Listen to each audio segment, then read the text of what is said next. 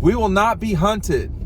Do you remember that quote from Kirby Smart? Probably one of his most famous quotes in the last, since he's been at Georgia. And I want to talk about that quote, what happened, what led to it, and what it was like in the room when he talked about that. It was the summer of 2022. We were at the College Football Hall of Fame in Atlanta for SEC Media Days. And, Georgia just won the national championship. They'd just beaten Alabama, Nick Saban and company. Nick was what we knew is probably winding his career down, but it was actually his second to last season as head coach at Alabama.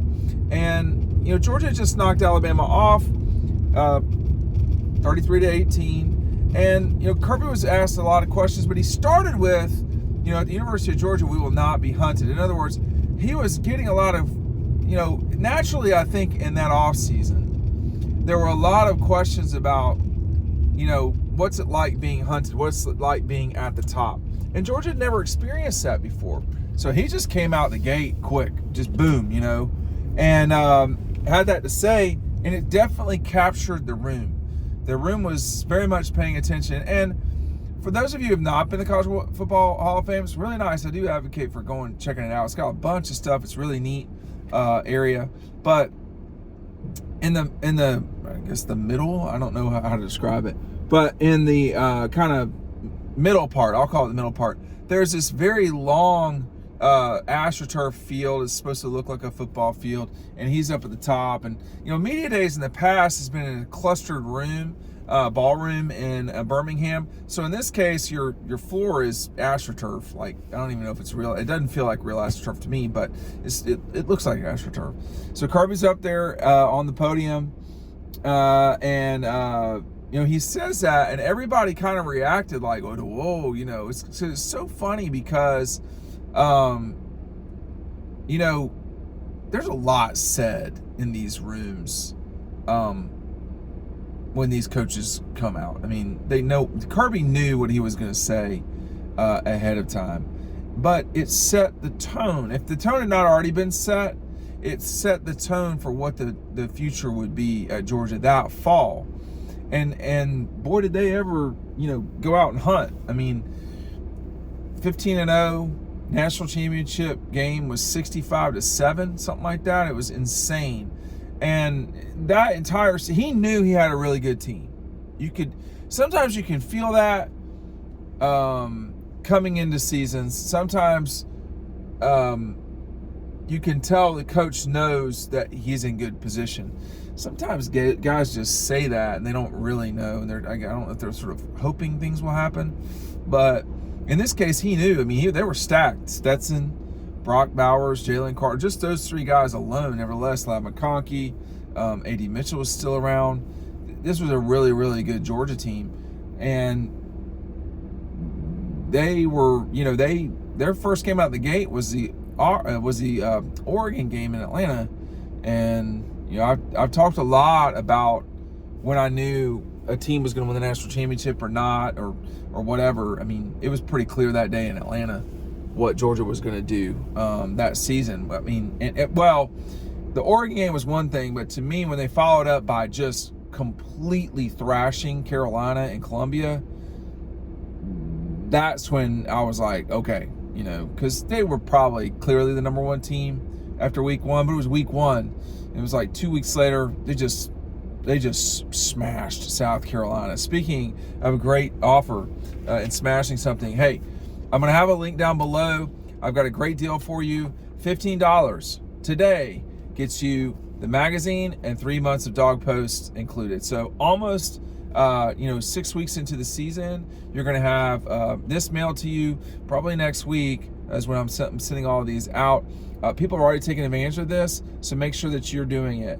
$15, 3 months of Dawg Post and the magazine included, all for $15. Hit the button down below. If you've never had Dawg Post before, you do not know what you're missing. I know a lot of y'all have. It's time to come back home. Y'all can take advantage of this offer too. If you just want the magazine, of course, you can still order it online, but our friends at Red Zone, they're going to have it in stock probably Monday, okay? So that's going to be there. So check it out today. And, of course, we'll be at Media Days in Atlanta Speaking of Atlanta, here's Georgia Tech with that shot from Dirty Dan Jackson that I got in here.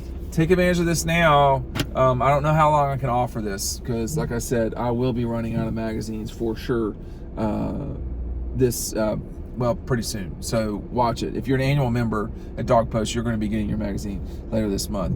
I think when he was talking about we will not be hunted, that was the mentality, it was the mentality of that team specifically for sure. But it has been his mentality for some time. You have to remember that it took Georgia about, I would say, 15 games, maybe not even that long, to get to where people knew these guys are really good under Kirby Smart. Because there was still doubt that with Mark Richt, he immediately, with the win at Tennessee, 5 games into it, it was pretty clear. I mean, that was a huge win. For Kirby, they didn't have that opportunity, frankly, to get a top 5 win in the first 6 games this season. But the other thing about Mark's time at Georgia versus Kirby, 9/11 happened week 3 for Mark Richt. And, and talking with Mark, since he's left Georgia, he's back at Georgia in Athens. But in talking to him, DJ Shaka was going to play against Houston, and that would have burned his red shirt. And that would have made for a completely different history and time at Georgia for Shock. But that game got delayed because of 9/11. First game was Arkansas. They didn't play DJ then. They kind of kept thinking, we don't know. And so Shock got that extra year. Kirby, they were going with Jacob Eason at the start, but there was no opportunity like there was for Mark and them to get that huge win. As far as the win, the we will not be hunted, Mark from Kirby, it took a little bit of time for Kirby, but with that 22 team, they were boom right out the gates. And so Kirby Smart has always been on the front foot at Georgia, right or wrong. He's been on the front foot. What I mean by that is he's been the aggressor. He's been the person that, there's no backing down. There's only going forward. There's no retreat really from Kirby unless it's tactical. He's always on the front foot. Georgia, to me, could have learned that lesson. It didn't have to be Kirby Smart that taught them that lesson, but it's okay. He taught it to them, and probably the school, the athletic department has probably changed as a result of that. You need that sort of force in there. And I think at 22, there were a lot of questions. Everybody knew how good Georgia was, but nobody had repeated in 10 years. They've been since Kirby and Nick and Alabama had done it in 11 and 12. It had been that long, and it's just so hard to do it, okay? I'm at every single game.